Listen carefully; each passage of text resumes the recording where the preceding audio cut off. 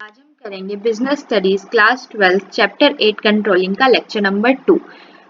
आज के लेक्चर में जो हम टॉपिक कवर करेंगे वो होगा कंट्रोल प्रोसेस कि कंट्रोलिंग जो है उसको किस तरीके से एक ऑर्गेनाइजेशन इम्प्लीमेंट करती है, क्या क्या तरीके होते हैं, क्या क्या स्टेप्स होते हैं जो वो अपने प्रोसेस में इंक्लूड करती हैं ताकि जो उन्होंने डिसाइड किया है सेट गोल और डिजायर्ड गोल को मेजर करके डेविएशन को निकाल सकें। तो चलिए बिना देरी के अपने आज के लेक्चर को स्टार्ट करते हैं। सबसे पहला कंट्रोल प्रोसेस का जो स्टेप आता है that is setting of standard कि एक ऑर्गेनाइजेशन का सबसे पहला काम होता है कि वो डिजायर्ड टारगेट को सेट करे। फिर क्या आता है, फिर आता है मेजरमेंट ऑफ परफॉर्मेंस। फिर जो उन्होंने परफॉर्म किया उनकी एम्प्लॉयज ने उसको क्या करें, एक्चुअल रिजल्ट जो उनके पास आया उसको मेजर करें। फिर आता है कंपैरिजन, जो उन्होंने डिजायर्ड गोल था उनका सेट स्टैंडर्ड था और उनका जो एक्चुअल परफॉर्मेंस है उन दोनों को आपस में क्या करें, कंपैरिजन करें। फिर एनालिसिस ऑफ डेविएशन, जो भी कमी आई है या किस तरीके से काम हुआ है तो वो क्या करेंगे, उस कमी का पता लगाएंगे। Last but not the least correction of corrective action in case of any deviation. अगर कोई कमी है, अगर परफॉर्मेंस किसी एम्प्लॉय की या प्रोडक्शन एज पर डिजायर्ड गोल नहीं होती है तो वो क्या करते हैं, उसको करेक्ट करने के लिए करेक्टिव एक्शंस लेते हैं। इन सबसे इंपॉर्टेंट चीज जो चलती है वो क्या होती है, फीडबैक की हर स्टेप पे मैनेजर को अपने एम्प्लॉयज को, अपने सबऑर्डिनेट्स को फीडबैक को देना ही देना होता है, तभी क्या होता है कि वो गलती दोबारा रिपीट नहीं होती है। तो हम इन एक एक स्टेप्स को अच्छे से डिटेल में पढ़ेंगे। पहला क्या था, setting of standard. The criteria against which actual performance can be measured are known as standard. Criteria क्या होता है, जब हम अपनी एक्चुअल परफॉर्मेंस को मेजर करते हैं, किसके साथ मेजर करोगे, जो आपने सोच रखा था उसी के साथ ना। जैसे एग्जाम्स में होता है, आपने कहा था कि मैं ये चैप्टर कर लेती हूँ इसमें या कर लेता हूँ, इसमें मेरे 80% मार्क आ जाएंगे, लेकिन जो चैप्टर आपने एक्सक्लूड कर दिया, जो टॉपिक आपने नहीं पढ़े उसमें से पेपर आ गया तो आपके 80 से 70 आए, तो वो 10 मार्क्स का जो है आपको वो मैच करने के लिए कि 80 आपने सोचा था बट कितने आए आपके पास, 70 आया, तो वो क्या होता है, आपका डिजायर्ड गोल क्या था 80 बट आया कितना है, वो है 70। तो वो क्राइटेरिया जब हम एक्चुअल परफॉर्मेंस को सेट स्टैंडर्ड के साथ मेजर करते हैं उसको क्या कहते हैं, standard. Standards are the goal that an organisation aspire to achieve. Standards क्या होता है, ऐसे गोल जो एक ऑर्गेनाइजेशन सोचती है कि वो अचीव करेगी। Due to changes in business environment, standards should be flexible enough to be adjusted as needed. क्योंकि बिजनेस एनवायरनमेंट हर डे चेंज होता है, हर मिनट चेंज होता है, तो जो भी स्टैंडर्ड सेट करती है, जो भी डिजायर्ड टारगेट होता है ऑर्गेनाइजेशन का, वो इतना फ्लेक्सिबल होना चाहिए कि जैसे ही बिजनेस एनवायरनमेंट में कोई चेंज आया, उनका जो सेट स्टैंडर्ड है वो भी क्या हो जाए, फ्लेक्सिबल हो और वो भी चेंज हो जाए। Standards could be qualitative or quantitative और it could be also time bound और cost bound। जो स्टैंडर्ड्स होते हैं वो क्वालिटेटिव भी हो सकते हैं, क्वांटिटी भी मैटर कर सकती है, उसकी कॉस्ट भी मैटर कर सकती है, उसका टाइम भी मैटर कर सकता है। तो ये सब चीजें ध्यान दी जाती है स्टेप 1 में। सेकेंड स्टेप जो आता है मेजरमेंट ऑफ परफॉर्मेंस। अब परफॉर्मेंस को मेजर करना, एक्चुअल रिजल्ट्स को मेजर करना। Performance standards are established first and then actual performance is assessed. पहले जो होते हैं परफॉर्मेंस स्टैंडर्ड को बनाया जाता है, फिर जो एक्चुअल परफॉर्मेंस होती है उसको चेक किया जाता है। Personal observation and sample checking should be used to measure performance in an objective and reliable manner।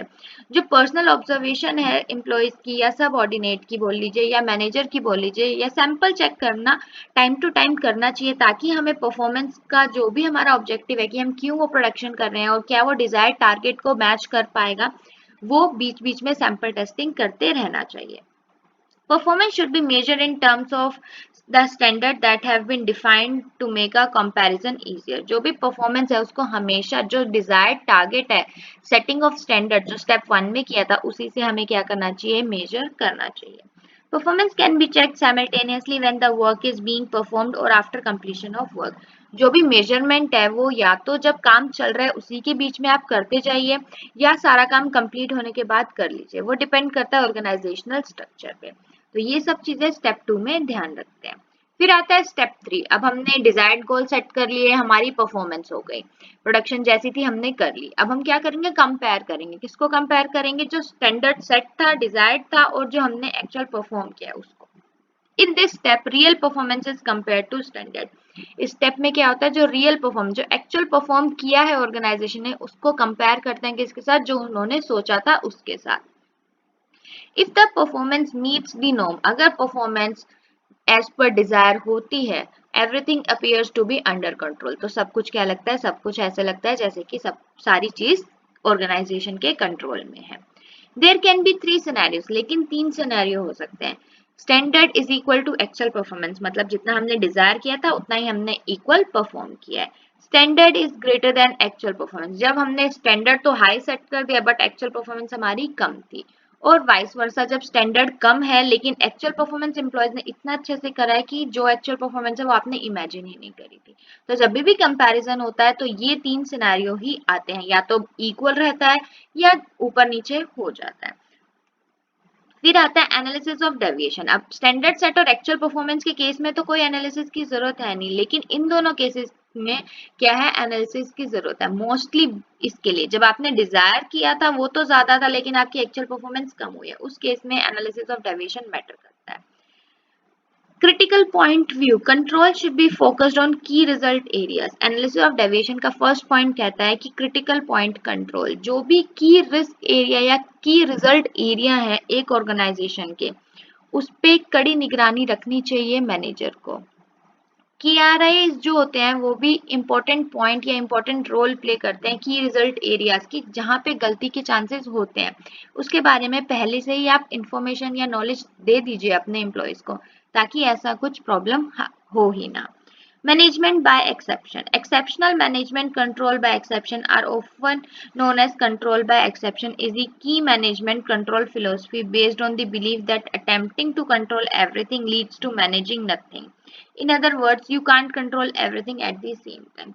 Management by exception क्या कहती है कि हर चीज को आप कंट्रोल नहीं कर सकते, कहीं ना कहीं आप की कंट्रोलिंग में भी कमी रह जाएगी जिसकी वजह से दिक्कत हो जाएगी। और आप एक्सेस कंट्रोल भी नहीं कर सकते अपने एम्प्लॉयज को। आप एक्सेस कंट्रोल करोगे तो एम्प्लॉय क्या हो जाएगा, इरिटेट हो जाएगा और वो ढंग से काम नहीं कर पाएगा। तो जब भी कोई डेविएशन आती है आपके सेट स्टैंडर्ड और एक्चुअल परफॉर्मेंस में, तो ये 2 पॉइंट्स आपको ध्यान रखने की, पहले उन चीज पे फोकस करो जहां पे कमी आई है। दूसरा, आप हर चीज को कंट्रोल नहीं कर सकते, मेन जो एरिया है आप उसको रिकवर कर लीजिए, आपका स्टैंडर्ड क्या हो जाएगा, आपकी जो एक्चुअल परफॉर्मेंस है वो क्या हो जाएगी, इंक्रीज हो जाएगी। Last but not the least जो आता है corrective actions in case of deviation. अब जब कमी पकड़ी गई है तो उसको ठीक करने के लिए भी तो कोई एक्शन लेना पड़ेगा ना, तो वो कौन से एक्शंस होते हैं। Taking remedial action is the final step in controlling process. जब भी कोई करेक्टिव एक्शन लिया जाता है तो वो क्या होता है, कंट्रोलिंग प्रोसेस का एक फाइनल स्टेप होता है। When the variance is within acceptable bounds no corrective action is necessary. लेकिन जब वेरिएंस जो डिफरेंस होता है वो ठीक है, चल जाएगा, इतना होता है, तो कोई भी करेक्टिव एक्शन नहीं लेती ऑर्गेनाइजेशन। लेकिन जब बहुत ज्यादा डिफरेंस होता है और एक्सपेक्ट क्या किया गया होता है और रिजल्ट क्या होता है, तो उस केस में क्या करते हैं, alarms are being installed, alarm लगा देते हैं कि हर 1 आवर बाद, अगर टाइम बाउंड है तो 1 आवर बाद टाइम आपकी क्लॉक वाइब्रेट कर जाएगी, अलार्म बज जाएगा। अगर वो कॉस्ट बाउंड है तो आपको कॉस्ट दे दी जाएगी कि आपको इसी के अंदर अंदर काम करना है। तो ये सब चीजें मैनेजमेंट करेक्टिव एक्शन के तौर पे लेती है। इक्विपमेंट इज रीडिजाइंड और रीप्लेस। अब जब उन्होंने डेविएशन निकाला, कमी पता चली कि कमी हो सकती है कि उनके पास जो भी इक्विपमेंट्स हैं, जो भी मशीनरी है, उसकी वजह से डिफरेंस आया, तो वो क्या कर सकते हैं, उसको रिप्लेस कर सकते हैं या उसकी जगह कोई न्यू मशीनरी या उसको रीस्ट्रक्चर कर सकते हैं। Tools are arranged which were needed for production. हो सकता है कि कमी जो आई है प्रोडक्शन में, सेट स्टैंडर्ड को मैच ना कर पाना, वो टूल्स ही अवेलेबल नहीं थे एम्प्लॉयज के पास, तो मैनेजमेंट या ऑर्गेनाइजेशन क्या कर सकती है, अपने एम्प्लॉयज को वो टूल्स भी प्रोवाइड कर सकती है। Work processes are being updated. Work instruction होती है कि आप जो देख देख के कार्य करते हैं, काम करते हैं ऑफिस में, उसको भी टाइमली क्या करना चाहिए, अपडेट करना चाहिए। ऐसा नहीं है कि आज कुछ चेंज आया तो आप 6 महीने बाद उसको उस वर्क इंस्ट्रक्शन में, वर्क प्रोसेस में ऐड कर रहे हो, लेकिन उस 6 महीने के बीच में आपका कितना लॉस हो जाएगा, आप सेट स्टैंडर्ड को मैच ही नहीं कर पाओगे। In case of overestimation or underestimation of standards, the standards are set again. लेकिन अगर आपको लगता है कि ऑर्गेनाइजेशन को लगता है बिजनेस एनवायरनमेंट के अकॉर्डिंग हमने ज्यादा एस्टिमेट कर लिया या कम एस्टिमेट कर लिया, तो वो स्टैंडर्ड इतने फ्लेक्सिबल होने चाहिए कि वो क्या कर सके, उसको दोबारा से रीडिजाइन कर सके। तो ये कुछ करेक्टिव एक्शंस होते हैं अगर कोई कमी निकलती है सेट स्टैंडर्ड और एक्चुअल परफॉर्मेंस में तो ऑर्गेनाइजेशन लेती है।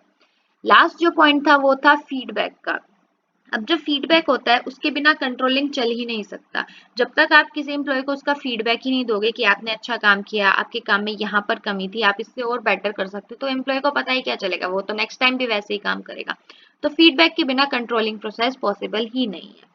The superior receives feedback information about the actual performance of his subordinate and compares it with the standard.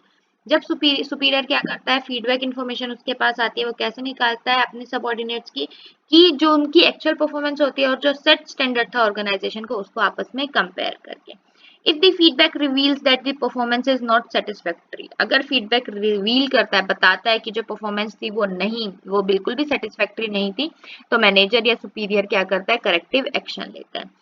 The manager may have to review the standard, improve the quality of material, give training to the workers and so on. Managers क्या क्या कर सकता है, अपने standard को review कर सकता है कि क्या स्टैंडर्ड था, हमने कहाँ पे गलती करी है, अपनी क्वालिटी को इंक्रीज कर सकता है, क्वांटिटी को इंक्रीज कर सकता है और एम्प्लॉयज को दोबारा से अच्छे से ट्रेनिंग दे सकता है कि इन फ्यूचर ऐसी कोई गलती दोबारा से रिपीट ना हो। तो ये यहाँ पे जाके आपका कंट्रोल प्रोसेस एंड होता है। आई होप आपको कंट्रोलिंग का प्रोसेस अच्छे से समझ में आ गया होगा। आज के लिए इतना ही, बट स्टिल अगर आपको आज के लेक्चर में कोई डाउट है तो प्लीज आप मुझे कमेंट सेक्शन में कमेंट करके जरूर बताएं। हम अपने अगले लेक्चर में essential features of a sound control system को करेंगे। Till then stay safe, thank you for watching, please share, like and subscribe our channel for more videos.